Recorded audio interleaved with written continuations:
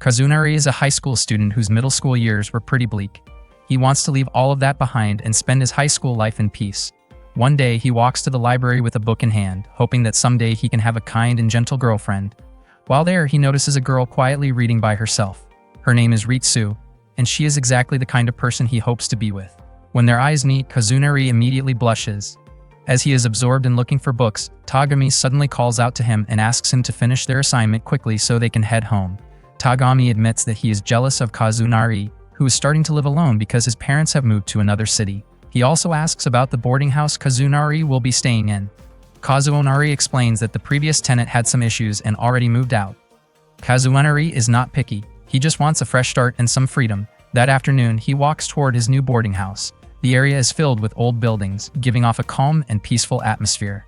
Suddenly, he runs into a strange man who is sticking his head through a hole in a fence. Kazunari panics, but the man notices him and calls out to him by name.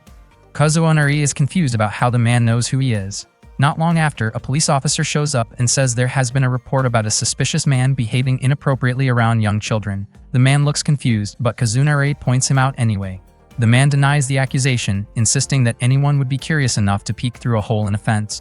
Strangely, the police officer seems to agree, comparing it to simple human curiosity like playing with a rolling cart or adjusting a chair while sitting. Kazunari cannot believe the officer is thinking that way. The officer then explains that public safety for children has been a growing concern lately. Before the officer becomes more suspicious, the man quickly clarifies that while he may have odd thoughts, he has no interest in children. He casually adds that he would rather spend time sitting around at a train station. He also mentions that he does not intend to bother anyone, although he sometimes ends up drawing attention unintentionally. The officer decides to take him to the station for further questioning. Taking advantage of the situation, Kazunari quietly slips away, even as the strange man continues calling out to him. He runs all the way to the Kawaii boarding house. There he is greeted by a middle-aged woman who invites him inside. Kazunari is still puzzled about how the man knew his name, but he tries to push the whole incident out of his mind. The woman introduces herself as Sumiko, the landlady. She leads Kazunari to his room and apologizes for the building's old appearance. Kazunari does not mind, as he thinks it is actually quite decent. When he steps into the room, he is surprised by how spacious it looks, even though it is supposed to be small. Sumiko then pulls back a curtain, revealing the actual size of the room. Suddenly, the strange man appears behind Kazunari and pats him on the shoulder. Kazunari screams in shock. It turns out that the man named Shizuru lives in the same boarding house. Kazunari finally learns that Shizuru knows his name because Sumiko told him and showed him Kazunari's photo. To make matters worse, Shizuru's room is right next to his, separated only by a thin curtain. Kazunari feels uneasy about living so close to someone like him. Sumiko explains that Kazunari just does not know Shizuru well yet and insists that he is actually a friendly person, even if he can be a bit unusual. She describes him as someone who can be selfless, although he also has some eccentric tendencies. Kazunari, however, feels that Shizuru might be trouble. Shizuru, on the other hand, seems oddly touched by Sumiko's comments. Kazunari begins to think that he should not get involved with people like them. In fact, he even considers that going back to his difficult middle school days might be better than staying there. He decides to refuse the room and plans to stay at a friend's house for the night instead. As he prepares to leave, Kazunari reflects on his dream of having a peaceful high school life and finding a kind and smart girlfriend, but the moment he opens the door, he unexpectedly runs into Ritsu. His face turns red as he sees her standing right in front of him. Sumiko and Shizuru greet Ritsu as she returns home. Kazunari wonders if this is some kind of sign or just a strange coincidence. Sumiko tells Ritsu that Kazunari will be staying at the Kawaii boarding house. Nervously, Kazunari stumbles over his words as he greets her. Shizuru tries to introduce himself again, but Kazunari is not interested. Ritsu calmly introduces herself instead. Sumiko then mentions that Ritsu goes to the same high school as Kazunari. He is shocked to realize that he might end up living under the same roof as the girl he admires. Kazunari then points out that they actually saw each other earlier at the library. Kazunari tried to start a conversation with Ritsu and kept following her, but she suddenly stopped him and pointed out that he had crossed into the women's area. Sumiko explained that the boarding house had clearly separated sections for men and women, and men were not allowed to enter the women's area. She also mentioned that the toilets and bathrooms were separated by gender. Kazunari was surprised to see how strictly these boundaries were maintained at the Kawaii residence. Not long after, Shizuru joined the conversation and made a remark that felt a bit inappropriate. Kazunari thought that someone like Shizuru could be troublesome if left living among the female residents. Sumiko reassured him not to worry, mentioning that there were plenty of precautions in place throughout the building. Shizuru, on the other hand, assumed that Kazunari had accepted the situation and said he would try not to bother him anymore, though his attitude still felt strange. Kazunari clearly did not like it and seemed annoyed. Later, Kazunari called his mother to complain about having a roommate since he had specifically asked to live alone. His mother blamed him for being too picky, reminding him that he was the one who insisted on moving out in the first place. Kazunari argued that she had not shown him enough care. His mother told him to stop complaining, pointing out that the boarding house offered a big discount and even provided breakfast and dinner. She also warned that she would stop sending him money if he kept protesting. After ending the call, Kazunari realized that what his mother said made sense. Even though the building was old, he liked its atmosphere. He then found himself wondering where Ritsu's room was. As he walked toward the women's area, hoping to catch a glimpse of her, Sumiko suddenly called out to him. Feeling awkward, Kazunari quickly explained that he had no intention of peeking. Sumiko simply smiled and invited him to have some tea. She explained that the room they were in served as a shared dining area for all the residents. Kazunari became nervous when Sumiko mentioned Ritsu's name. Shizuru commented that Ritsu was not easy to approach. Sumiko apologized for only giving advice without doing much to help. She explained that Ritsu was her nephew's granddaughter and described her as a kind person, even if she was hard to read. Sumiko hoped Kazunari could become close to her, but also reminded him not to get stuck in a one-sided friendship. After taking a bath, Kazunari noticed Ritsu walking down the hallway while reading a book. As she was about to pass through the common area, she seemed to notice him watching her. Kazunari felt happy just seeing her soft hair and wished he could get closer to her. Suddenly, Shizuru appeared and asked why Kazunari did not have a mattress in his room. Kazunari explained that his parents had not prepared one for him. Shizuru casually suggested sharing a sleeping space since the night was cold, but Kazunari immediately refused. Their conversation turned awkward, and without thinking, Kazunari made an embarrassing remark. At that moment, he realized Ritsu was looking at him with clear discomfort. He tried to explain himself, but things only got worse. Without noticing, he had stepped into the women's area again, and Ritsu reacted by firmly pushing him back out. Kazunari's ideal was to live peacefully and comfortably, but he quickly realized that life at the boarding house was far from that. The next morning, Shizuru acted dramatically, only to be startled when Kazunari suddenly opened the curtain. Shizuru did not expect to have such a sensitive roommate, while Kazunari insisted that he was the one at a disadvantage. Shizuru then asked if Kazunari ever indulged in daydreams, which Kazunari firmly denied. Shizuru found it surprising that Kazunari never imagined situations where someone might show interest in him. Shizuru also noted that Kazunari seemed to be adapting quickly and believed he would soon get along with everyone at the Kawaii residence. Kazunari agreed that getting close to Sumiko seemed easy, but felt that becoming close to Ritsu would be difficult. Ever since the incident, Ritsu avoided making eye contact with him. She even ignored him at school. Kazunari had never seen her smile, and her distant attitude felt overwhelming. Shizuru, however, found Ritsu's intense gaze exciting, comparing it to the feeling he got when talking to Mayumi and Sayaka. Curious, Kazunari asked who they were. Shizuru explained that Mayumi worked as an office employee, while Sayaka was a college student. Shizuru then showed Kazunari a photo of Mayumi. It was instantly captivated. Mayumi really did look charming, and Shizuru started to think that Kazunari's hopes might actually come true. Suddenly, Sumiko asked Shizuru to go buy some fish. Shizuru, in an odd request, asked Sumiko to scold him while giving the order. Sumiko did so bluntly, telling him to go buy the fish in a harsh tone. Unexpectedly, Shizuru seemed delighted by it. Kazunari thought that at least one of his wishes had come true. He was living with the type of woman he liked, even if reality was not quite as ideal as he had imagined. Not long after, he noticed a well-endowed woman drinking by herself. She looked heartbroken, trying to throw away a ring. Her name was Mayumi. She shouted angrily about Kenji, calling him a terrible guy. Kazunari found it surprising that someone would react like that after a breakup. Mayumi kept venting, saying she would remind Kenji of his mistakes someday and expose his embarrassing side.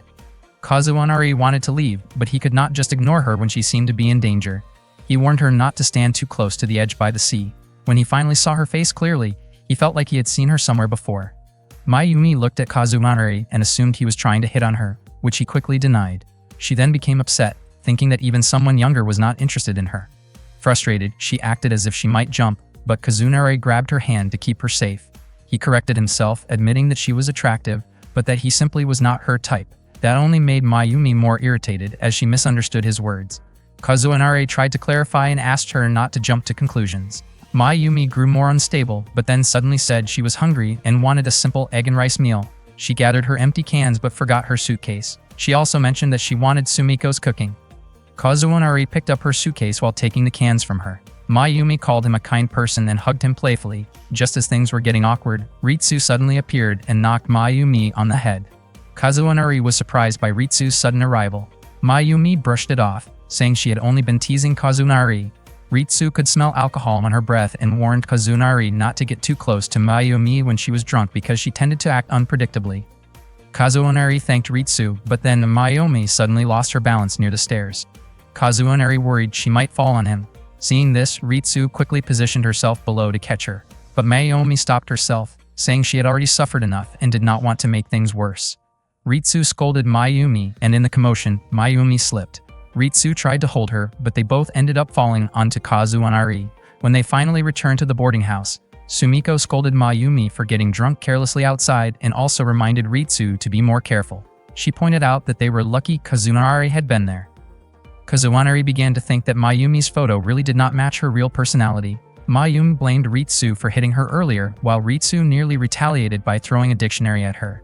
Sumiko raised her voice, telling them to stop arguing. She wondered why Mayumi still acted this way, since she had thought Mayumi might settle down after getting a boyfriend. She also noted that Mayumi's vacation was supposed to last one more day. Mayumi broke into tears and explained that her partner had betrayed her, even though she had trusted him. Sumiko commented that Mayumi seemed to have bad luck when it came to relationships. Shizuru added that, at least this time, it was a slight improvement compared to her past experiences. Annoyed, Mayumi hit Shizuru. They then sat down to eat dinner together, enjoying Sumiko's egg and rice dish. Kazunari found it odd, remembering that Sumiko had earlier told Shizuru to buy fish. Mayumi really enjoyed the meal, and Ritsu felt relieved to see her in better spirits. Meanwhile, Kazunari looked like he was in pain while chewing. Ritsu apologized to him, and Kazunari realized that she was not as indifferent as she seemed. Out of nowhere, Mayumi made a joking remark as a way of apologizing, which caught Kazunari off guard. Ritsu immediately reacted by hitting Mayumi again, stopping her from taking the joke any further. On a day off, Kazunari had breakfast with the residents of the Kawaii boarding house. That day, Sumiko was heading out with her friends. She asked if anyone already had plans for the weekend. Kazunari said he did not have anything going on. Ritsu planned to spend her time reading. Shizuru wanted to withdraw all her savings and dramatically lament being broke, and Mayumi intended to watch horror movies while venting her frustrations about couples going on dates. Before leaving, Sumiko reminded everyone not to do anything strange while she was away, and she firmly prohibited drinking at the boarding house. She even warned that she would raise the rent if anyone caused trouble. Sumiko specifically asked Ritsu to report everything to her, since Ritsu was her nephew's daughter. Kazunari quickly added that he would not take responsibility for his roommate's behavior. Later that day, Kazunari felt bored. He did not have a motorcycle or enough money to go anywhere. Ritsu often spent her time at the library, so he rarely saw her. He asked Shizuru what she was working on, but she simply said it was a secret.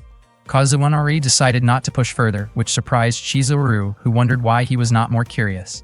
Feeling like he needed something to do, Kazunari listened as Shizuru invited him to play with glycerin, but he declined. Shizuru then suggested he invite Mayumi, convinced she would be interested. Kazunari went to grab a drink and glanced toward Mayumi's room. Suddenly she crawled out in a way that startled him, making him shout in surprise. Mayumi seemed confused that Kazunari did not ask what was wrong, even though she clearly looked distressed. Kazunari told her it would be easier if she acted in a more understandable way, especially since they were in the women's area and he did not want to get into trouble again. Mayumi could not understand why he worried about something so minor. Kazunari admitted he had no idea what was bothering her. He found it strange that she was not enjoying her day off, since weekends were usually when couples spent time together, something she clearly felt she was missing. Mayumi grew more discouraged, saying no man seemed interested in her, and wondering if something was wrong with her. Kazunari became irritated by her rambling and assumed she was acting out of frustration. Mayumi, in turn, was upset that she could not enjoy her holiday. Kazunari mentioned that Shizuru was planning to experiment with glycerin and thought Mayumi might enjoy it. Mayumi doubted it, saying Shizuru would be the only one having fun, and questioned why they should go along with her ideas. She even remarked that someone as eccentric as Shizuru could still take advantage of Kazunari's willingness. Mayumi assumed Kazunari must think she was pathetic. She also pointed out that he had ignored her earlier request for attention, which only made him realize how troublesome she could be. At that moment, Shizuru called him over to look outside. It turned out she was making soap bubbles. They were amazed at how large the bubbles were. Apparently, she had simply mixed glycerin with detergent. Shizuru invited them to join, and Mayumi quickly became enthusiastic again, her mood lifting as she played. Shizuru even managed to create an enormous bubble. Ritsu had just returned and was surprised to see the three of them playing together. Mayumi admired the beauty of the giant bubbles, but one suddenly popped. She grew gloomy again, saying that the beauty and joy had only been temporary. Kazunari became more annoyed hearing her complain. Shizoru suggested they just make more, but Mayumi snapped and lashed out verbally.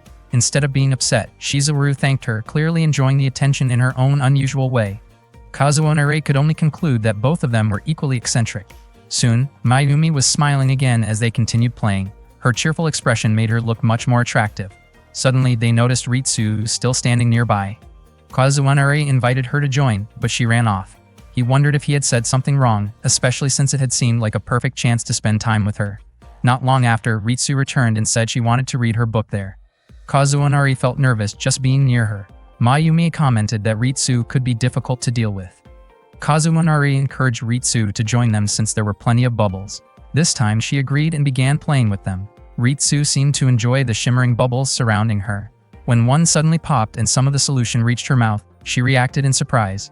Curious, she stuck out her tongue slightly to check the taste, only to find it bitter. Kazunari quickly looked away, flustered by the moment. Ritsu's face turned red and shyly she asked if they could make more bubbles.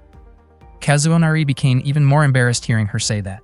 Mayumi patted his back, teasing that he was making progress, while Shizoru jokingly questioned whether he could still handle himself. Annoyed, Kazunari told Ritsu to ignore the two of them. Realizing her earlier actions had caused the teasing, Ritsu blushed even more. Shizoru and Mayumi quickly ran off, leaving Kazunari alone with Ritsu, who immediately slapped him in frustration. That evening during dinner, Sumiko noticed the mark on Kazunari's face. She asked if he had been doing anything inappropriate. Kazunari could not understand why he was the one being suspected, especially since Shizoru, his roommate, refused to say anything about what had actually happened that day. The next day, Mayumi was hanging out the laundry while Kazunari stood on the terrace. She mentioned that she was not going to hang her underwear outside, even if he kept waiting around. Kazunari felt confused about why Mayumi kept seeing him as a pervert when he was simply waiting for his laundry to finish. Sumiko pointed out that it had been raining a lot lately, so she was sure Kazunari's clothes would often end up piling up. Mayumi teased him, suggesting he clean his room so it would not smell unpleasant. Kazunari told her not to bring up things like that on such a nice sunny day. Mayumi then wondered why Kazunari did not react at all when she joked about those topics. She expected at least some kind of flustered response, but he stayed completely calm. She could not figure out what kind of guy he really was. Not long after, Kazunari's laundry dried and he quickly went to collect it. While thinking about what Mayumi had said earlier, he suddenly noticed something lying in front of him. He thought it looked like a piece of clothing and wondered why it was there and who had dropped it. Slowly, he reached out to pick it up, unsure if it belonged to Mayumi or if it was some kind of trap. Just then, Shizoru showed up and Kazunari nervously asked if there were any police officers nearby. Shizoru had no idea what he was talking about. She picked up the object and revealed that it was actually just a hair tie. Right after that, Mayumi came over and said it was hers. She looked at Shizoru's outfit with curiosity. Shizoru explained that all her clothes were being washed, so she had no choice but to dress that way. Kazunari commented that she seemed to have completely lost her sense of embarrassment. Shizoru casually replied that she was still wearing shorts under the towel. Sumiko remarked that Shizoru kept lowering her standards. Shizoru then shared that back in middle school, she had been nicknamed something like a mischievous general because of her bold personality. She even joked about inviting everyone else to join her. Soon after, Ritsu arrived carrying some curtains from the hallway. Kazunari, Mayumi, and Shizoru looked quite comfortable around each other. Sumiko observed that Kazunari seemed to be adapting well to his new social environment. She asked Ritsu if she wanted to join them and then requested her help in taking down the curtains from the back room. At the same time, she asked Kazunari to help Ritsu. The two of them worked together to remove the curtains. Kazunari tried to start a conversation, asking if Ritsu liked reading since he often saw her at the library. Unfortunately, her responses were short and a bit stiff. Kazunari realized that she was probably used to being alone, which made casual conversation harder for her. After finishing, they headed to the backyard. Kazunari thought he should lighten the mood but could not think of what to say. Suddenly, a strong gust of wind blew through, sending a blanket flying and lifting Shizoru's clothes slightly. Kazunari joked about it as if they were witnessing a dramatic artistic moment, calling it part of the unique culture of the kawaii boarding house. Ritsu could not hold back her laughter. Shizoru even struck a playful pose, which made Ritsu laugh even harder.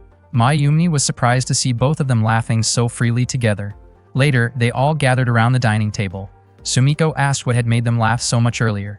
Ritsu quietly asked Kazunari not to explain the real reason.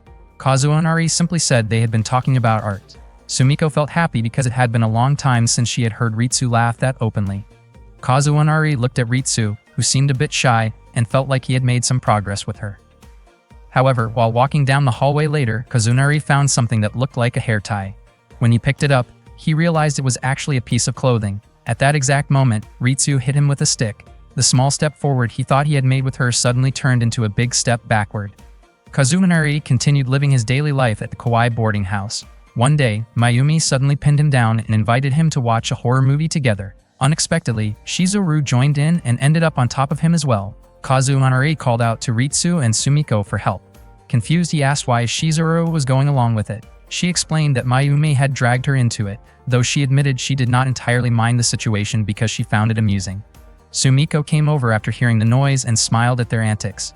Mayumi apologized and said she originally just wanted to invite them to watch a movie, but when she saw them playing Othello, she ended up wanting to join in instead. Kazunari jokingly blamed Mayumi for putting him in such an awkward situation. Shizuru suspected that something had happened to Mayumi earlier, since one of her coworkers had invited her out for drinks.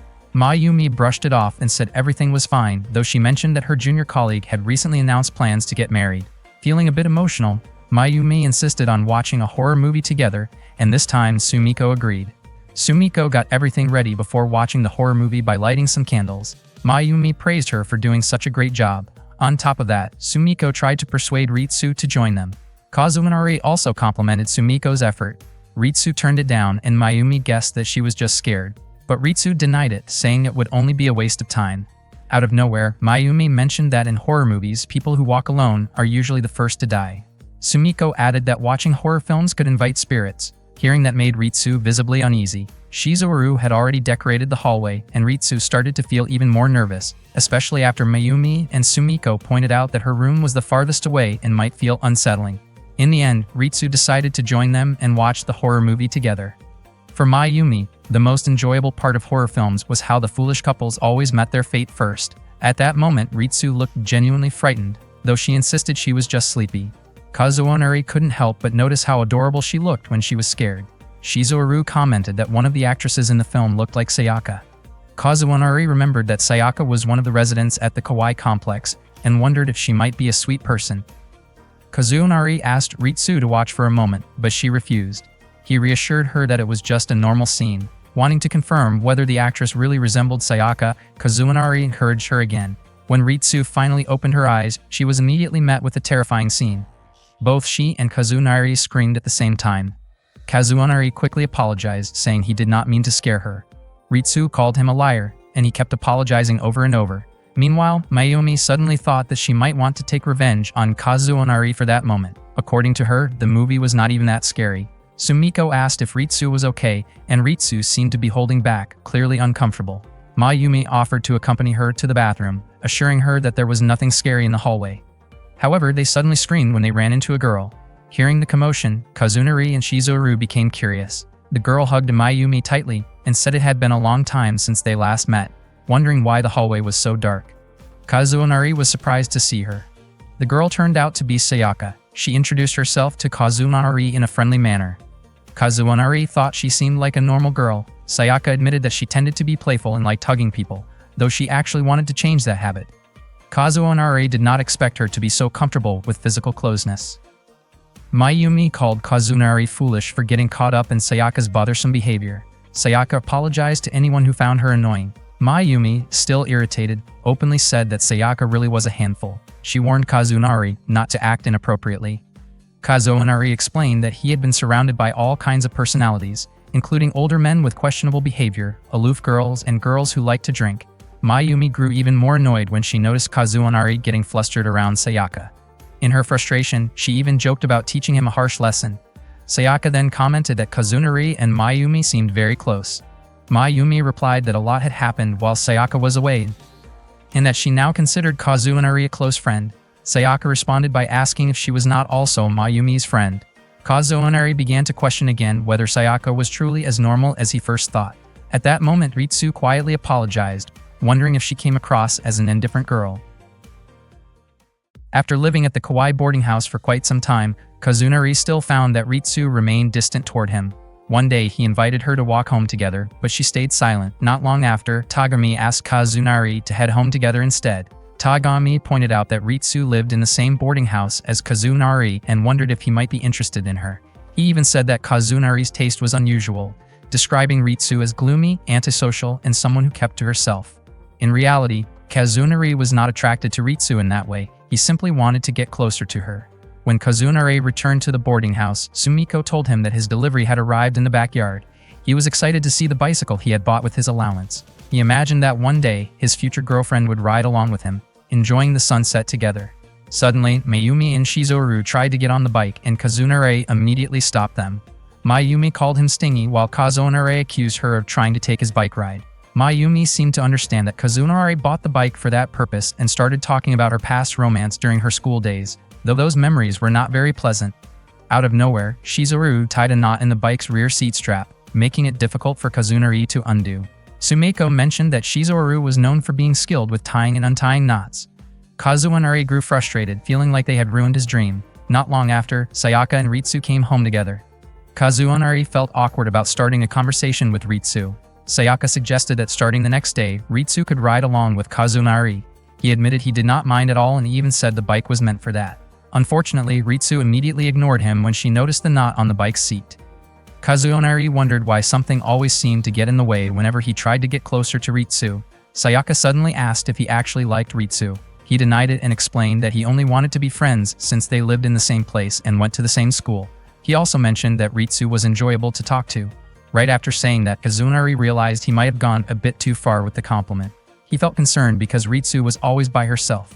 Shizuru then asked about the last thing he had said, but Kazunari avoided the topic by going to see Sumiko. At that moment, Shizuru began to notice that every time Kazunari tried to move forward, something always got in his way. The next day, Kazunari felt happy riding his bike to school.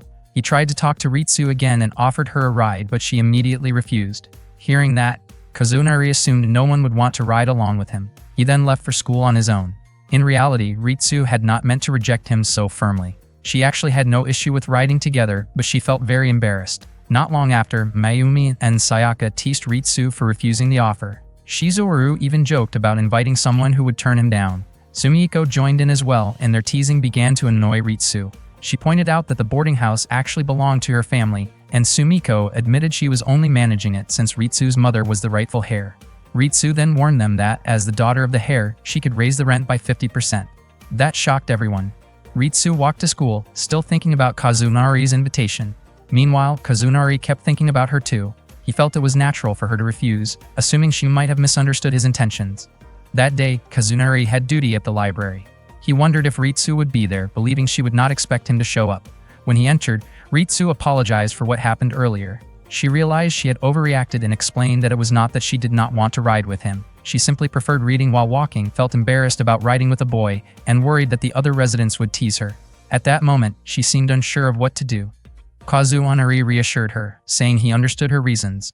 Ritsu then asked him not to invite her again in the future. After that, Kazunari began to feel that whether he became close to Ritsu or not was no longer the main issue. The situation felt a bit strange to him, and he came to accept that maybe his preferences really were a little unusual. That afternoon, Kazunari was confused when he saw Shizuru squeezing Mayumi while Sumiko stepped on Shizuru in return. Mayumi was irritated because Sayaka had pointed out that she had been dumped by a guy. Sayaka insisted that it was simply the truth and even commented on Mayumi's mismatched underwear. Mayumi found it annoying that Sayaka treated her so casually despite them both being women, and she snapped at Kazunari for staring in their direction. She then realized Kazunari was actually looking at Ritsu. Kazunari walked over to Ritsu and asked what was wrong with her. Ritsu said she was fine and quickly left. Still, Kazunari was certain he had just seen her crying. At that moment, Mayumi's phone started ringing, but she refused to answer. Shizuru and Sumiko were convinced it had to be her ex calling. Not long after, Mayumi received a message from him saying he missed hearing her voice. She looked happy, but she brushed it off, claiming she only felt a little sympathy and did not expect anything more. She reasoned that since they had not talked in a long time, it was only natural for him to reach out again. Sayaka could not understand why Mayumi was so quick to feel sorry for a guy. Her phone kept ringing, and Mayumi eventually said that her ex would probably keep calling unless she picked up, so she stepped outside to answer it. Ritsu watched her, noticing how cheerful she seemed. Kazunari could not understand why Mayumi was willing to reconnect with someone who had such a bad personality. Suddenly, Ritsu said that she had started to understand something. Kazunari was puzzled by what she meant. The next morning at breakfast, Sayaka asked if Mayumi had gotten back together with her ex. Mayumi denied it and said she was just teasing him a little because he was being talkative. Shizuru suspected that Mayumi might still be getting treated poorly by him. Mayumi insisted that her ex had changed after they broke up and made it clear that she was not someone easy to take advantage of. Then her ex called again, and Mayumi quickly answered. Kazunari could barely watch, feeling frustrated that she seemed so easily pulled in. Shizuru figured that Mayumi must still have strong feelings for him. Ritsu then wondered out loud when someone truly knows it is time to give up, before heading back to her room. Kazunari found her behavior strange and briefly thought that maybe she liked someone. He quickly dismissed the idea, convincing himself that Ritsu was always alone and unlikely to be interested in anyone like that.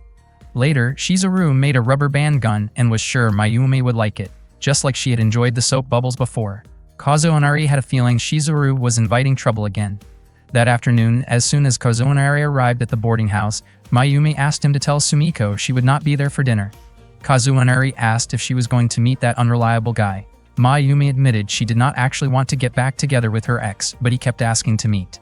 Kazunari mentioned that Shizuru had made a rubber band gun and that they were planning to have chicken and egg rice for dinner. He then told her to be careful on her way. Mayumi did not really understand what he meant. As Mayumi greeted Ritsu, who had just returned, Ritsu asked if she was going to meet that guy and whether it made her happy. Mayumi found the question surprising. While having dinner with her ex, Kenji, Mayumi kept thinking about what Kazunari and Ritsu had said earlier. Kenji asked if she always ate so slowly. Mayumi just smiled, even though she felt annoyed because she did not like Italian food, something she had already mentioned when they first started dating. When Kenji asked if she was nervous, she denied it, even though she was actually irritated and struggling to stay calm. Kenji then suggested they go to his place. He tried to charm her, calling her sweet and suggesting they bring cake home and enjoy dessert together. Mayumi refused, making it clear that she was not someone who could be easily fooled.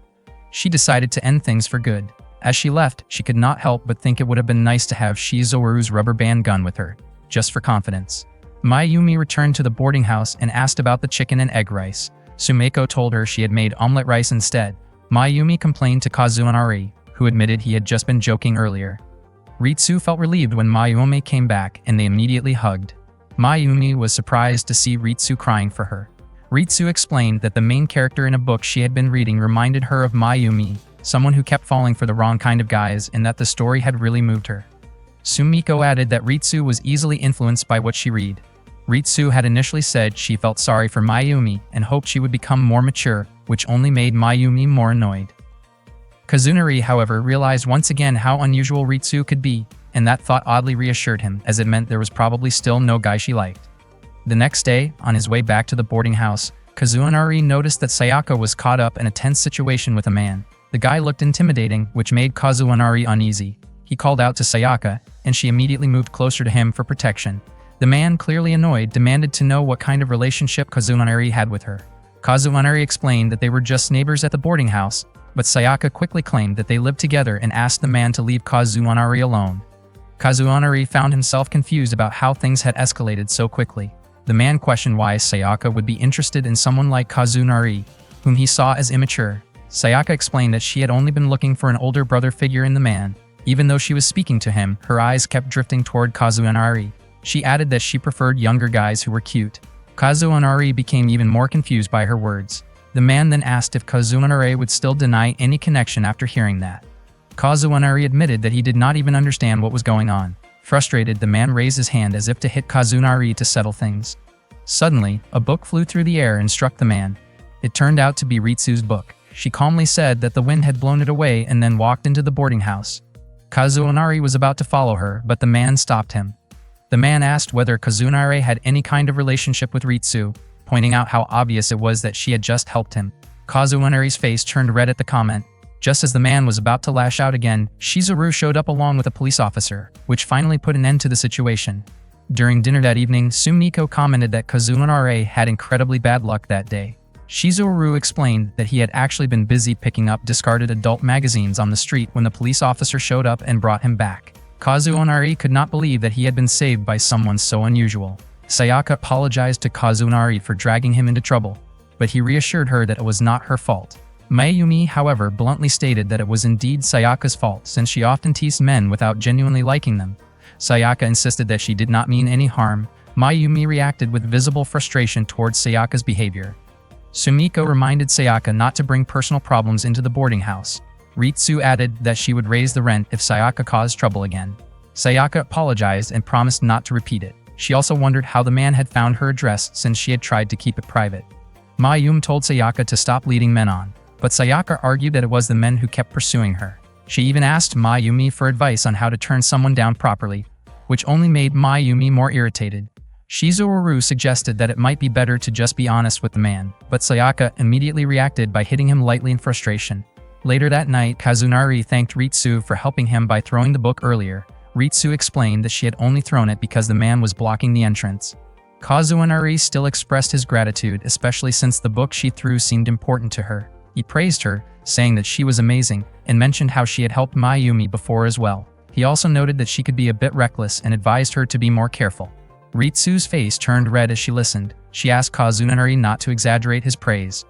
Blushing even more, she quickly walked away, leaving Kazunari wondering if she felt embarrassed because of his gratitude. He found her reaction surprisingly cute and could not help but feel happy. From a distance, Mayumi and Sayaka watched the interaction. Sayaka then approached Kazunari and told him that Ritsu might seem fine on the outside, but she was actually quite lonely. She suggested that Kazunari should look out for her. Sayaka added that she believed their relationship would grow closer and promised to support him. Her words boosted Kazunari's confidence. Mayumi, on the other hand, muttered that Sayaka could be really troublesome. Suddenly, Sumiko appeared and warned Sayaka once again that her rent would go up if she caused any more issues. Meanwhile, Kazunari felt energized and motivated after receiving Sayaka's encouragement. One day after school, Kazunari asked Ritsu to walk back to the boarding house together. He wore a warm smile that made Ritsu blush a little. Kazunari felt genuinely happy just being able to walk beside her. When Ritsu noticed him guiding his bicycle instead of riding it, she asked if the tire was flat. Kazunari wondered if Ritsu was subtly suggesting that he should head home first, but he decided not to take that hint. He said they were almost there anyway and that he wanted to enjoy the scenery from the bridge while walking. Since they lived under the same roof, he felt he should be more attentive. When Ritsu closed her book, Kazunari was a bit surprised, and it made him feel more certain that she might be opening up to him. He recalled what Sayaka had told him the day before, that he should look out for Ritsu because deep down she was lonely. Kazunari wondered if he should take the initiative like Sayaka suggested and thought it might be worth trying. That night, Sumiko brought several bottles of sake she had received from a friend for the residents to share. However, she advised Ritsu and Kazunari to stick with juice since they were still underage. Mayumi surprised everyone by declining to drink. She admitted that she had been overdoing it lately and wanted to cut back, especially since alcohol was not great for her skin. Sumiko commented on how little Mayumi was eating, even though she usually had a big appetite. Sayaka mentioned that Mayumi's fuller figure looked better before, in a teasing way, but Mayumi firmly stated that her body was not something to joke about. She wondered why Sayaka sometimes acted like her past partners. Not long after, Mayumi's phone rang. She said it was a call from a friend. Meanwhile, Sumiko continued chatting and drinking with Shizuru and Sayaka. After ending the call, Mayumi suddenly grabbed Shizuru's glass and drank from it. Clearly frustrated, she lightly tapped the glass against Shizuru's head in annoyance. She explained that her friend had just started dating someone from a wealthy family and had tried to set Mayumi up on a blind date. The plan was for her friend's partner to introduce a coworker to Mayumi, but along the way, her friend also suggested that Mayumi should lose weight. In the end, her friend broke up with that partner, and the blind date opportunity disappeared. Mayumi felt conflicted, unsure whether she should feel disappointed, sympathetic, or even a little relieved, and she was worried about reacting the wrong way. Kazunari thought that Mayumi's intentions were not entirely pure to begin with, especially since her expression looked like a mix of disappointment and amusement, which came across as a bit unsettling. Mayumi said she did not want to seem like someone who takes pleasure in another person's misfortune, but at the same time, she did not really consider that person a close friend. Sumiko asked if that meant Mayumi did not actually like her, and Mayumi nodded. Sumiko concluded that in that case, the person was not truly her friend. Mayumi then realized why she had taken her frustration out on Shizuru, though Shizuru did not seem particularly bothered by it. As the night went on, Mayumi became a bit tipsy. She shared her thoughts that women tend to have only a few close friends, while others are more like acquaintances, and that there are often unspoken rules in friendships, which she found exhausting. Sayaka said she understood that feeling. Ritsu gently pointed out that Mayumi should not assume everyone saw things the same way. Sayaka then asked how Mayumi viewed her. Mayumi described Sayaka as someone who often stirred up trouble in friendships, though she said it in a half-joking tone. Sayaka then suggested that Ritsu herself did not seem very interested in making friends. Hearing that, Kazunari grew concerned that Sayaka's comment might hurt Ritsu. Ritsu explained that it was not by choice. She said that in her class, there were no students from her old middle school. Only a few people from her previous school had gone to the same high school, and most of them were boys. Because of that, she never really had the chance to build friendships with her classmates, and eventually she got used to being on her own. Hearing this, Kazunari became even more convinced that Ritsu had grown accustomed to solitude. Meanwhile, Sayaka continued playfully teasing Mayumi, while Mayome tried to push her away. Seeing that both of them were quite drunk, Sumiko suggested ending the gathering for the night. Later, in the bedroom, Kazunari told Shizuru that he was worried about Ritsu feeling lonely. Shizuru responded that high school students often feel pressure to follow trends in order to fit into social circles, which can be exhausting. He brought up an example of a past trend involving loose socks. Then he jokingly imagined what it would be like if there were trends involving other types of clothing, though his comment drifted off topic. Kazunari realized that Shizuru's thoughts were not really helping and decided it was better to go to sleep. That night, Kazunari could not stop thinking about whether Ritsu had truly meant what she said about enjoying being alone, or if she had just been putting on a front. The next day, he noticed Ritsu quietly reading a book by herself again. It seemed like she really did enjoy those moments. Kazunari had seen her smile and act shy before, but more often than not, she spent her time sitting in the corner of the living room, absorbed in her reading. That afternoon, Kazunari walked home with Ritsu. She looked a bit surprised and asked if he had been worried about what she said the day before. Ritsu told him not to worry, explaining that she actually preferred things the way they were. She felt she did not need to stress about missing TV shows because she got absorbed in reading, and she never felt pressured to reply to messages quickly since no one complained. Ritsu simply did not like being disturbed when she was reading novels on her phone. She also did not feel awkward suggesting a change of plans, like leaving an amusement park to go to a bookstore, since she often did things on her own anyway. Even so, Kazunari believed that despite what she said, Ritsu still felt lonely. He wanted to help her. Ritsu, however, felt that Kazunari was worrying about her too much. She thought he must have been having a hard time adjusting to the unique personalities at the Kawaii complex. Kazunari realized that she seemed concerned about him instead. He smiled and admitted that he was doing just fine. Ritsu praised him, saying he was impressive. She had assumed he was just an ordinary person, but it turned out he was able to socialize quite easily, just like everyone else. On the other hand, Kazunari thought Ritsu saw him as someone admirable, and that made him feel confident he was on the right track. His enthusiasm grew, believing his efforts to get closer to her were working. When they got home, Kazunari looked energized, while Ritsu seemed a little down. After that, Kazunari started approaching Ritsu whenever and wherever he could. It seemed to make her somewhat uncomfortable. One morning after breakfast, Ritsu left for school, and Kazunari immediately followed after her. Seeing this, Mayumi commented that he reminded her of a hamster she had at home. After school, Kazunari would often wait for Ritsu to pass by, but that afternoon she did not show up. He decided to check the bookstore where he found her reading. Just as he was about to call out to her, he noticed two girls approaching and surprising her. They seemed close to Ritsu. They were her middle school friends whom she had not seen in a long time. They mentioned that no one had really heard from Ritsu, since only a few of their middle school classmates attended the same high school as her. They had been worried that she might feel lonely and noted that she still tended to drift off in her thoughts. Watching them chat, Kazunari realized that Ritsu was capable of connecting easily with others. Her friends exchanged contact information and hoped to hang out together again sometime. Seeing Ritsu smile happily made Kazunari feel relieved. However, Ritsu suddenly noticed Kazunari watching her. She seemed uneasy and quickly left. Kazunari did not understand why she ran away, so he followed her and tried to talk. He asked if she was happy to see her old friends again. Ritsu, clearly frustrated, told him to stop acting overly concerned and making assumptions about her, saying she was tired of it. Kazunari was shocked to hear that. Realizing she had gone too far, Ritsu felt guilty, apologized, and left right away.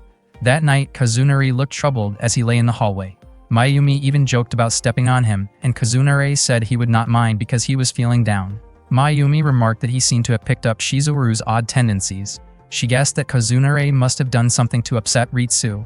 Kazunari wondered why she had to point that out so directly, and Mayumi simply smiled teasingly. She added that he really did remind her of her hamster. Mayumi also said she had told him not to take Sayaka's words too seriously. Kazunari had trusted Sayaka completely because she said that Ritsu had started opening up to him, which was why he had been so eager to get closer to her. According to Mayumi, Sayaka had not exactly lied, but Kazunari could not really be considered close to Ritsu yet. Hearing this, Kazunari realized he had been stuck in a cycle of false hope. He also admitted to himself that he had brought this situation upon himself.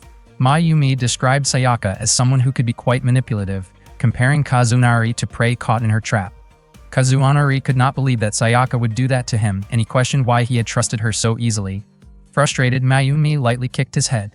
The next morning, Shizuru noticed Ritsu sitting alone in the backyard and found it a bit unusual.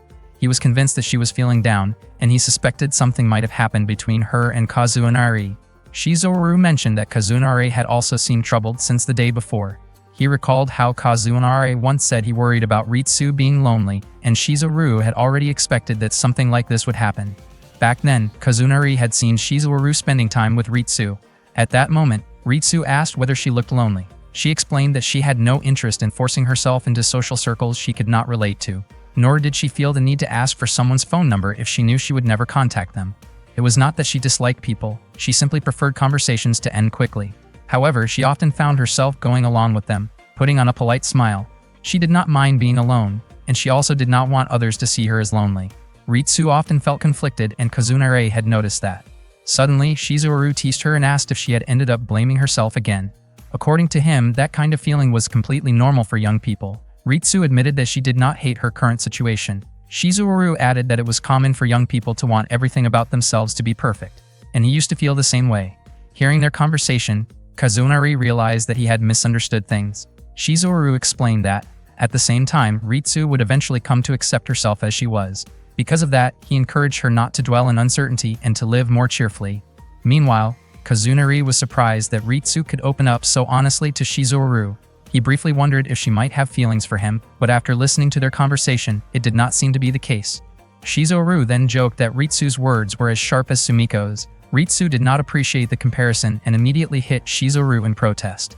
The following day, Kazunari tried to follow the signals Ritsu had given and avoided acting overly attentive toward her. He stood beside her, yet somehow felt a distance between them. At a crosswalk, Kazunari noticed that Ritsu remained absorbed in her book even though the signal had already turned in their favor.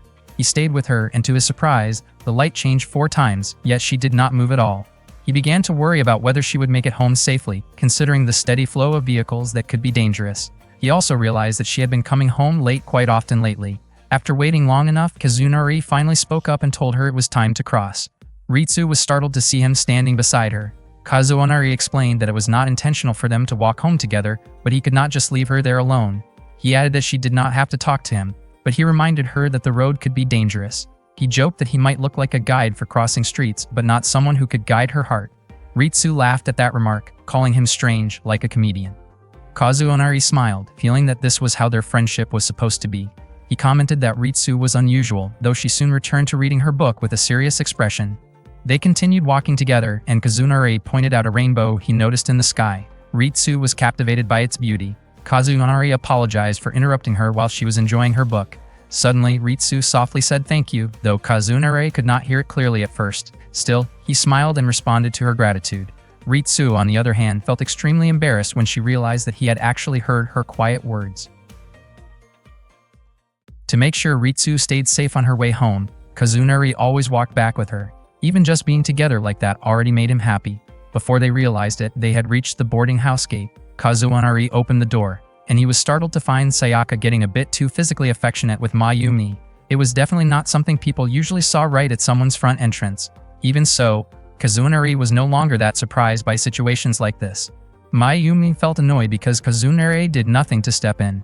Ritsu told Sayaka that if she wanted to act like that, she should at least do it inside her room instead of right at the entrance. Kazunari noticed a strong smell of sake when Sayaka spoke. Ritsu wondered why Sayaka had been drinking so early in the day. Mayumi quickly clarified that she had not been drinking at all. She had just gotten back from work when Sayaka suddenly approached her at the front door. Sayaka insisted she only wanted to give Mayumi a warm welcome with a hug and a kiss. She kept pushing forward, while Mayumi tried her best to protect her personal space. Suddenly, Sayaka leaned in even closer and playfully pressed her face against Mayumi's. Mayumi shouted and tried to push her away. Luckily, Sumiko showed up just in time and pulled Sayaka back, stopping her behavior. Once Sayaka had calmed down, she apologized to Mayumi. Sumiko asked what had gotten into her. Since earlier that day she had already been drinking, Sayaka explained that the night before, she had gone out drinking with her group. Shizuru found that odd, since he thought Sayaka's previous group had already fallen apart because of her behavior. Sayaka casually replied that this was a new group. Mayumi confidently said that Sayaka's new group would probably fall apart in less than 2 months. Sayaka then shared that at a party she had run into another group, only to realize her ex was there too. To keep things from turning awkward, she forced herself to stay cheerful the whole time. Unfortunately, her ex kept sticking close to her and even tried to get too close in a way that made her uncomfortable.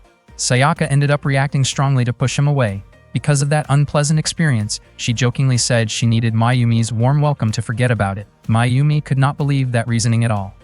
Sayaka admitted she really disliked exes who suddenly tried to come back. Mayumi commented that some people just had a hard time moving on, not realizing they had already been left behind. Hearing that, Kazunori and the others thought that maybe Mayumi's own ex had been subtly trying to keep her tied down, even if she did not notice it. Kazunori then pointed out that maybe Mayumi herself had not fully moved on. Mayumi immediately denied it, saying she was not someone who fell easily. She explained that at the time, she had just been frustrated and needed someone to lean on emotionally. According to her, men tended to store romantic memories in separate folders, while women often replaced one experience with another. She admitted that she preferred to overwrite her past relationships. Sumiko asked how long Mayumi had been doing that. Sayaka responded that it explained why Mayumi kept ending up in the same situations. Mayumi did not understand what she meant. Sayaka pointed out that almost every guy who got close to Mayumi turned out to be problematic. Mayumi tried to deny it, but Sayaka exaggerated the number even more. According to Sayaka, it would be better to keep those bad patterns in a separate mental space, study how those guys acted, and use that as a reference to make better choices in the future. Unfortunately, Mayumi kept overwriting everything, which made her fall for the same kind of approach again and again. Hearing that explanation, Kazunori finally understood. Ritsu added that it was like when an ex came back, but the data used to judge him was already corrupted, making Mayumi vulnerable to being persuaded repeatedly. Sayaka then said that Ritsu was actually a more complicated case. Normally, when someone showed interest, people would store that data temporarily and evaluate it later, but Ritsu carefully examined every single detail without exception. She spent so much time analyzing that nothing ever really moved forward. Sayaka claimed that Ritsu was even more difficult to deal with than Mayumi. Kazunori wondered that if Sayaka understood Ritsu that well, why she still tried to push her into situations like that. Sayaka replied that even though Mayumi was troublesome, she was still easier to handle. Mayumi questioned whether that was supposed to be a compliment, though she clearly found Sayaka irritating. Shizuharu then asked what they thought about him. At the same time, Sayaka and Mayumi answered that his hard drive had already been completely broken from the start. Shizuharu looked genuinely shocked to hear that assessment. Ritsu asked Sayaka not to jump to conclusions so quickly, since Ritsu did not have the same kind of track record as Mayumi. Sayaka replied that having no track record basically meant having no experience in romance. Ritsu looked annoyed and admitted that she was not interested in that kind of thing. Hearing that, Kazunori suddenly felt a sense of excitement. After finding out that Ritsu had never dated anyone, Sayaka jokingly said she wanted to take Ritsu's first kiss. Ritsu was startled, and Kazunori quickly stepped in, blocking Sayaka with his arm. Sayaka laughed it off, saying she was only kidding. Kazunori, however, noticed a soft sensation on his arm. When he turned toward Ritsu, he saw that she looked embarrassed. Ritsu immediately ran to her room and Kazunori followed after her. Mayumi remarked that their youth still seemed a bit unpolished, while Sumiko said that Sayaka was the source of all the chaos, prompting Sayaka to apologize right away. Meanwhile, Kazunori could not catch up to Ritsu because she had already rushed into her room. He wondered why things always turned out like that. The sensation on his arm lingered in his mind, leaving him flustered until Sumiko suddenly startled him. Kazunori worried that Ritsu might be upset with him, but Sumiko thought otherwise. Kazunori felt like everything he did around Ritsu kept going wrong, and he did not even know how he should act anymore. Sumiko advised him that Ritsu might like being alone sometimes, but that did not mean she always wanted to be left alone. Kazunori commented that Ritsu seemed difficult to deal with, and Sumiko reminded him that Ritsu had always been hard to figure out. The next morning at breakfast, Kazunori and Ritsu ended up sipping their soup at the same time. Mayumi got annoyed and said that instead of doing that, they might as well just kiss. Both Kazunori and Ritsu choked on their food. Mayumi complained that their shy and innocent behavior was frustrating to watch. Kazunori then noticed that Ritsu's face had turned red all the way to her ears. Later, when Kazunori returned to the boarding house feeling overheated, Mayumi suddenly sprayed water at him. Confused, Kazunori asked what Mayumi and Shizuharu were doing. Mayumi seemed surprised at his reaction and said he should feel lucky to see her completely soaked. Instead, Kazunori commented on how her outfit did not match, which annoyed her, leading her to throw the water gun at him. Shizuharu explained that Sumiko had found water guns while cleaning the storage room, and they were playing with them because of the hot weather. Mayumi added that Ritsu really enjoyed the game and even ended up completely soaked. Hearing that, Kazunari was caught off guard and started imagining it, which only made Mayumi even more irritated with him. Not long after, Ritsu showed up wearing a raincoat.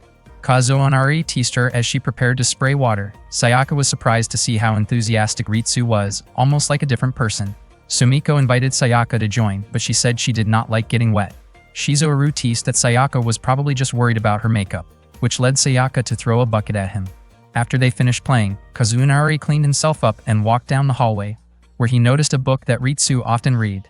Curious, he picked it up and started reading. He found himself laughing at parts of the story. Not long after, Ritsu came and saw him. Kazunari apologized for reading it without permission. Ritsu asked if he even liked reading, since he did not seem like the type. Kazunari said the book must be great if it could make Ritsu look so cheerful and full of energy. Hearing that, Ritsu's face turned red. Kazunari explained that even though he usually did not enjoy heavy reading, seeing how much Ritsu liked the book made him curious to try it. Even though he had only read a little, the beginning had already made him laugh. He thought the characters were pretty unique for a detective story. When Kazunari tried to return the book, Ritsu refused, saying she had already finished it and that he could continue reading. After that, she quickly left, leaving Kazunari wondering if she had actually been upset with him earlier. Mayumi and Shizuru were confused when they saw Ritsu rushing off like that. Mayumi realized that Ritsu seemed to be in a good mood. Kazunari kept reading the book on the terrace until Ritsu came back and asked how far he had gotten. He admitted that he read slowly and had only reached chapter 4. Suddenly, Mayumi showed up and kicked him, claiming she was just exercising. Kazunari pointed out how strong her knees were, joking that it made sense she could stay standing through all her past relationship troubles. Mayumi realized he was teasing her. Kazunari got annoyed because he had been enjoying his reading before being interrupted. Mayumi told him to read in his room instead, saying that reading in a shared space was outdated.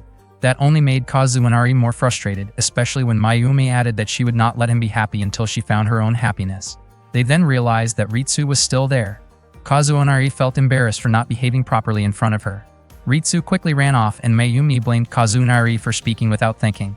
That night, the residents of Kawaii Complex gathered in the living room. Shizuru wanted everyone to talk about something interesting. Sumiko asked Ritsu to share a story about a book she liked, but Ritsu admitted she was not very good at explaining a book's content. Shizuru then suggested that she at least describe the author's writing style, yet Ritsu still struggled to do so. Sumiko commented that Shizuru might be better at explaining it, since she used to be a novelist. Feeling a bit embarrassed, Shizuru said she was currently gathering inspiration. Kazunari noticed that Shizuru seemed like someone who could be really impressive when she was serious. Sumiko then suggested they create a chain story together. Shizuru added that the story should be something that makes people feel excited. Sayaka mentioned that recently a friend in her group had gone through a breakup and became very emotional. Shizuru gently advised against bringing up real-life situations and encouraged Sayaka to tell a fictional story instead. Sumiko asked Mayumi if she had any ideas.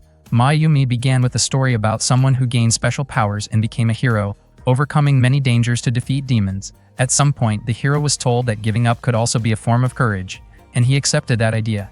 She added that the character reminded her of Kazunari and Shizuru. Shizuru then asked Mayumi to tell it more like a fairy tale.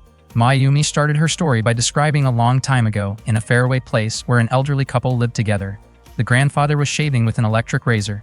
Kazunari wondered if it ran on batteries, but it turned out the razor was plugged in. The grandmother was holding the cord. Kazunari joked that bad experiences with men could end up influencing a story's direction. Mayumi immediately pointed at him and insisted she could also tell a cheerful story. She continued, saying that the grandmother then washed the grandfather's hair with shampoo. After that, she asked Sayaka to continue the story. Kazunari quietly hoped the elderly couple would at least be safe and comfortable. Sayaka continued by saying that a giant version of Shizuru appeared, floating down the river from upstream. Kazunari found himself wondering how deep the river must be. Sayaka admitted that was as far as she could go and passed the story to Ritsu. Ritsu described how the giant Shizuru drifted farther and farther downstream, carried by the current. The elderly couple felt sorry for her, brought her home, and handled the situation in their own unusual way. Sumiko then asked if the books Ritsu usually read were cookbooks, which somehow led to Kazunari being brought into the story. Mayumi added that the grandmother eventually felt happy, and Sayaka said the grandfather did too. In the end, the three of them lived together peacefully. Even so, Mayumi could not help but imagine a dramatic visual of the story, with Kazunari tied up while the elderly couple argued over what to do with him.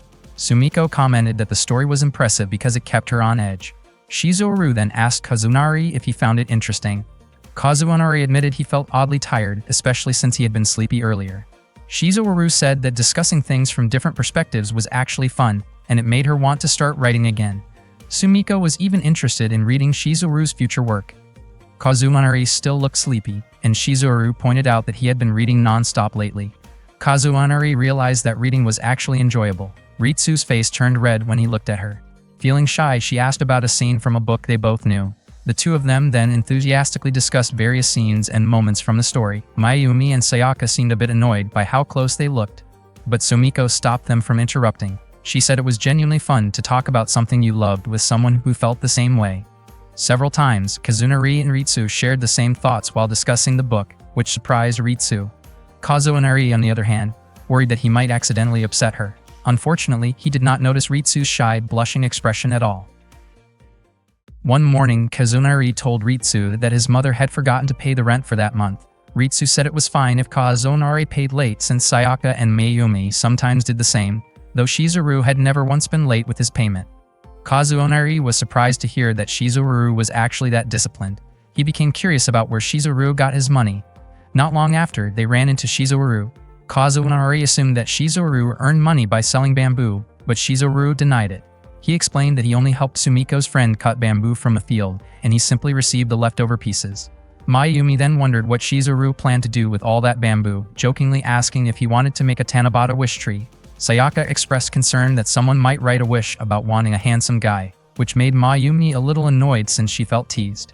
Shizuharu explained that he wanted to make toys and he believed grade school kids would love them. Kazunari thought that if Shizuharu actually did that, it might raise some concerns.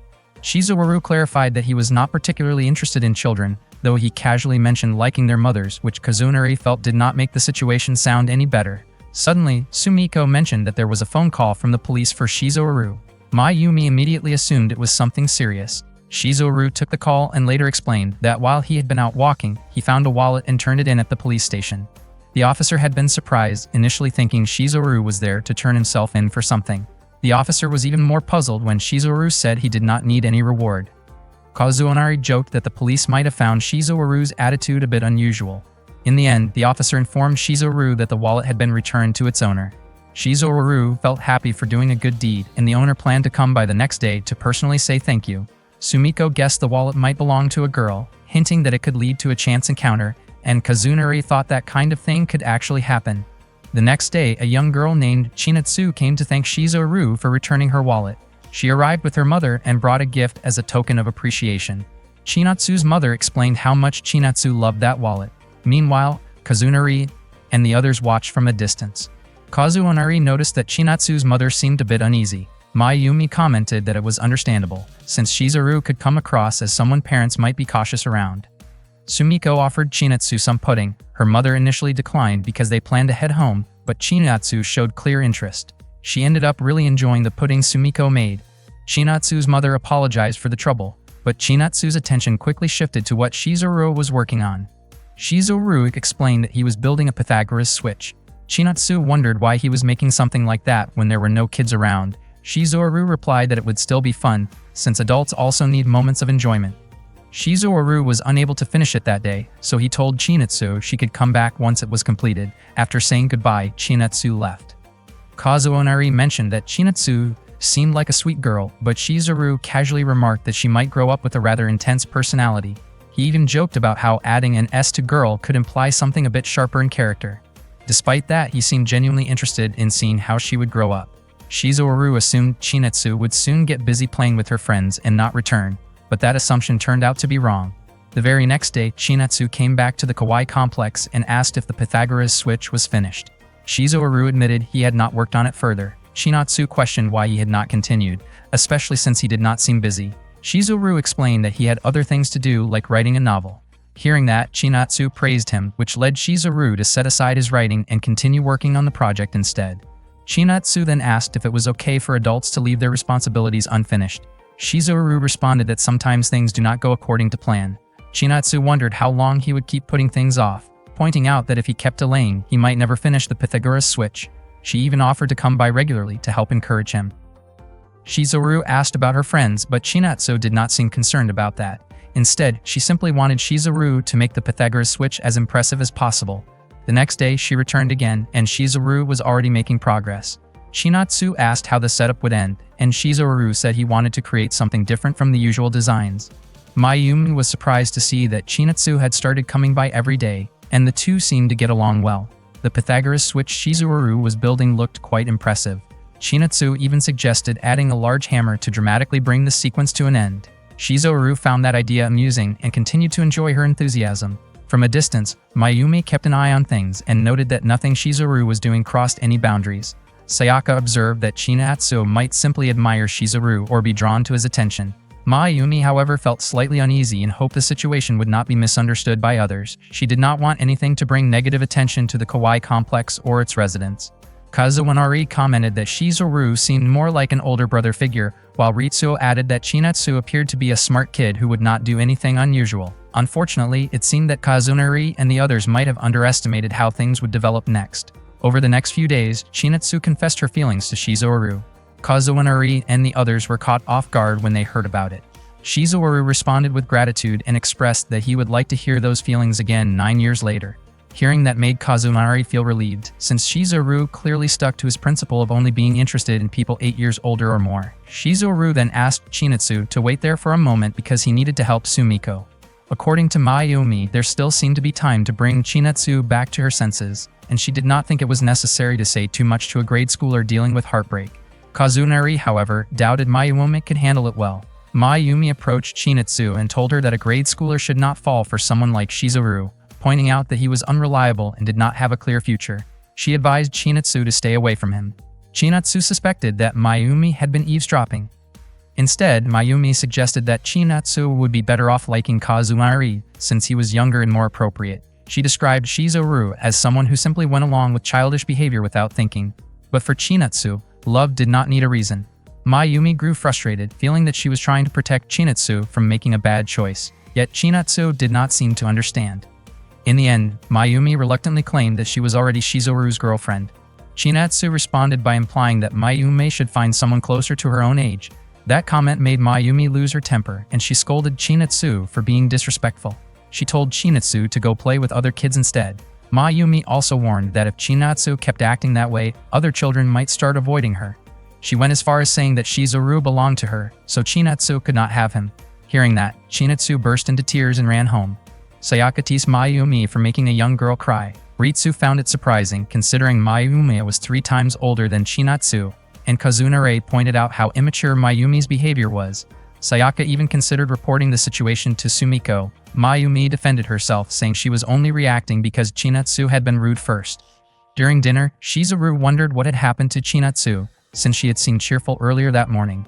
Sumiko also questioned why Chinatsu had suddenly gone home, especially after she had prepared pudding for her.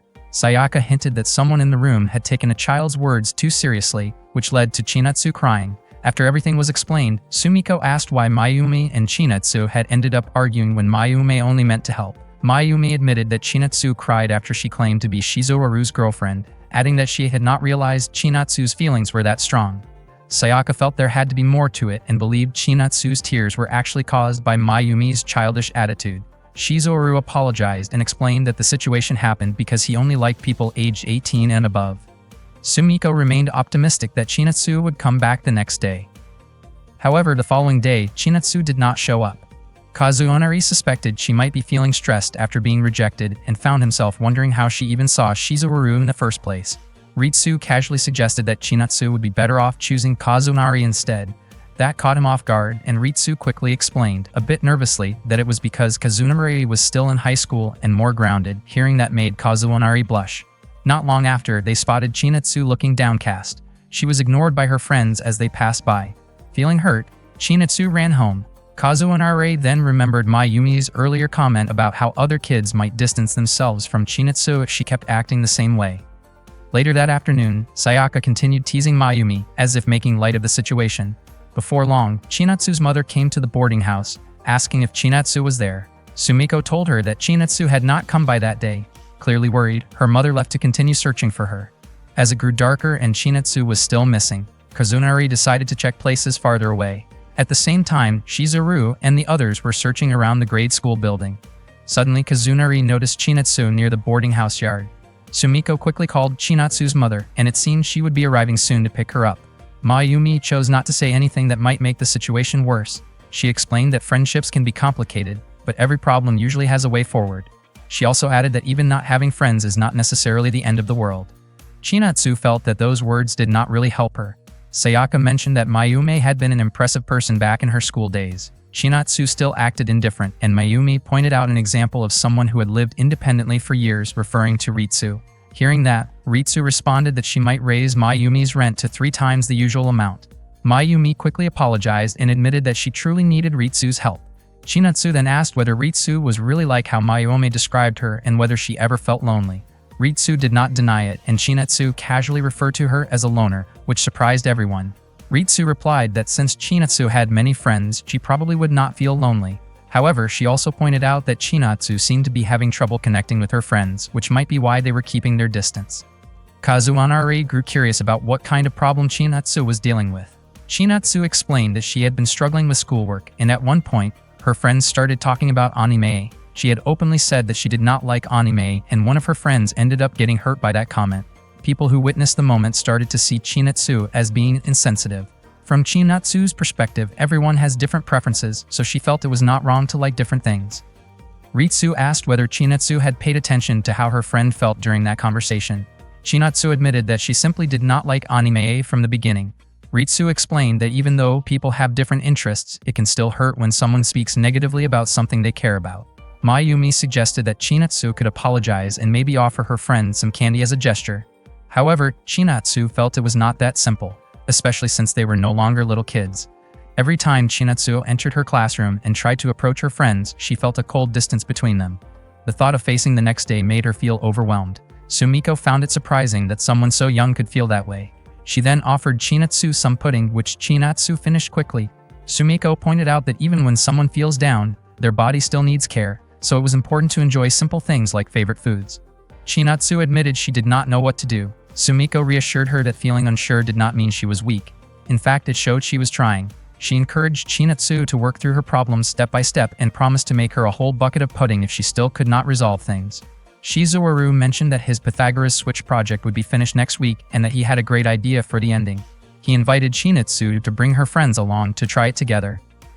Sayaka hoped Chinatsu would be able to reconnect with her friends. Kazunari believed she could, since he noticed that her friends still glanced at her even while keeping their distance. Mayumi was surprised by how attentive Kazunari was toward younger kids. On Saturday, Chinatsu came to the Kawaii boarding house and asked if Sumiko had made pudding. Mayumi and the others were initially concerned when they saw her arrive, but it turned out she had brought her friends along. They all wanted to enjoy the pudding together. Sumiko and the others felt relieved and happy.